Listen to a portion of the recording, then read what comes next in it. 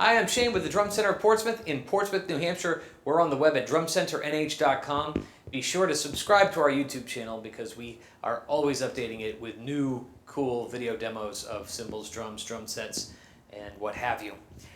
We're doing DW snare drums today. DW drums are new to us. We haven't carried them. I've had some experience selling them in the past when I've worked at other stores. So I was very familiar with the product, but there's a lot of changes that have occurred since that time. And so it's been nice to reacclimate myself with this program of snare drums.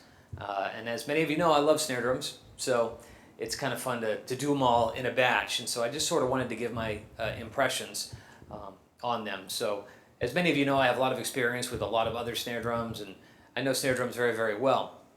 And one thing I found with these is these are a bit of a different beast. They always kind of were, but now they're even more different, and almost in a good way, really, because if there's anything that really stands out to me, it's these new True Pitch 50 rods, where, well, I can say that I was not really a proponent for the old True Pitch system. I found it to be a little problematic for myself. The theory was it helped the drum stay in tune. No, it helped the drum get in tune more easily. And I found that that may have been true, but it also detuned just as easily. And so that was something that was kind of annoying to me. I didn't really care for it. Now this True Pitch 50, it's an even finer thread, and I have found that this sticks in a little bit more easily. And the tuning is a lot more wide.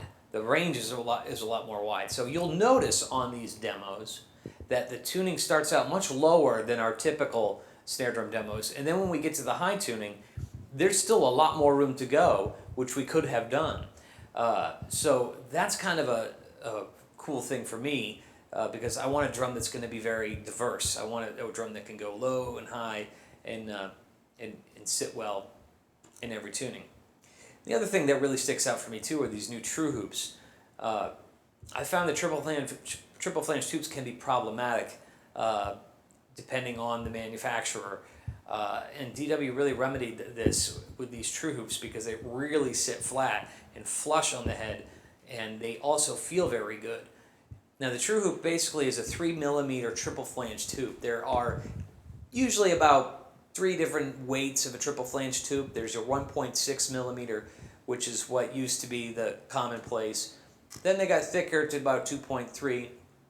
And now we have some 3.0 or 2.9, and they get a little bit more heavy, but they're still a little bit forgiving, more forgiving than, say, a die-cast tube. But they feel good. So, all in all, I really like what DW has done with these drums. I hope you do too.